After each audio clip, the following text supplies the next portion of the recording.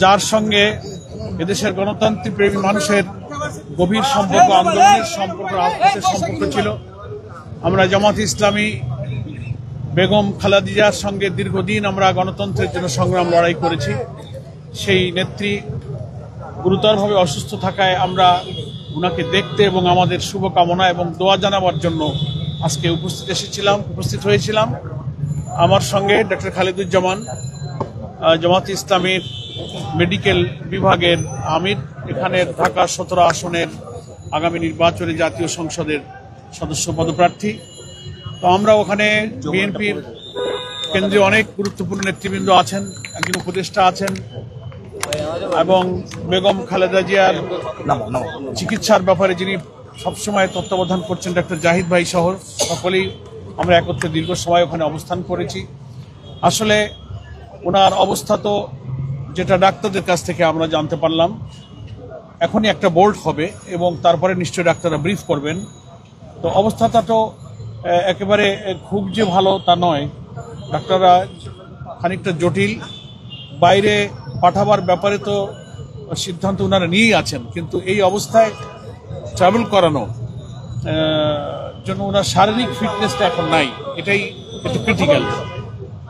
সামগ্রিক চিকিৎসার কোনো ত্রুটি তো হচ্ছে না, তারা খুবই আন্তরিকতার সাথে ডাক্তাররা চেষ্টা করছেন। বাইরে উন্নত চিকিৎসার জন্য নেওয়ার ব্যাপারে ওনাদের সিদ্ধান্ত আছে, কিন্তু শারীরিক সক্ষমতা সাপেক্ষে ওনারা সে সিদ্ধান্ত হয়তো কার্যকর করবেন। এক্ষুনি কিছুক্ষণ পর একটা মেডিকেল বোর্ডের প্রস্তুতি চলছে।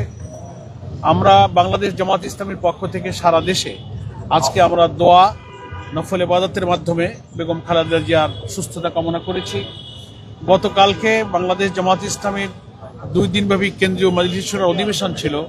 সারা দেশের কেন্দ্রীয় মজলিস শুরার সদস্য ভাই বোনেরা সেখানে উপস্থিত ছিলেন ঢাকায়। সেখানে বেগম খালেদা জিয়ার জন্য আমরা আনুষ্ঠানিকভাবে আমাদের আমির জামাত দোয়া করেছেন এবং তার সুস্থতা কামনা করেছেন। আমরা মনে করি এই দেশের গণতান্ত্রিক সংগ্রাম, ফ্যাসিবাদ বিরোধী, স্বৈরাচার বিরোধী সকল সংগ্রামে আমাদের বেগম খালেদা জিয়ার ঐতিহাসিক অবদান ছিল। ফলে জাতির রাজনৈতিক সংকটের এই কঠিন সময়ে আমাদের বেগম খালেদা জিয়া, যিনি 3 বারের প্রধানমন্ত্রী, একটা দীর্ঘ অভিজ্ঞতা নিয়ে রাজনীতি করছেন, তিনি দেশের সকল মানুষকে যেমন ভালোবাসেন, দেশের মানুষও তাকে দলমতের ঊর্ধ্বে উঠে আপন মনে করেন। আমরা মনে করি রাজনীতির গণতন্ত্রের উত্তরণে একটি নতুন বাংলাদেশের বিনির্মাণের এই সময়ে দেশনেত্রী বেগম খালেদা জিয়ার সুস্থতা এবং দীর্ঘ হায়াত আমাদের রাজনীতি দেশের জন্য প্রয়োজন। আর উনি দেশের জন্য যে অবদান রেখে গেছেন, এর দেশের মানুষ সেটা স্মরণ করবে। জামাত ইসলামের পক্ষ থেকে আমরা ওনার সুস্থতা এবং দীর্ঘ হায়াত কামনা করি। উনি যেন সুস্থ হয়ে, কর্মক্ষম হয়ে আগামী বাংলাদেশ বিনির্মাণের জন্য উনি ওনার দীর্ঘ অভিজ্ঞতা দিয়ে যথেষ্ট অবদান এবং ভূমিকা রাখতে পারেন।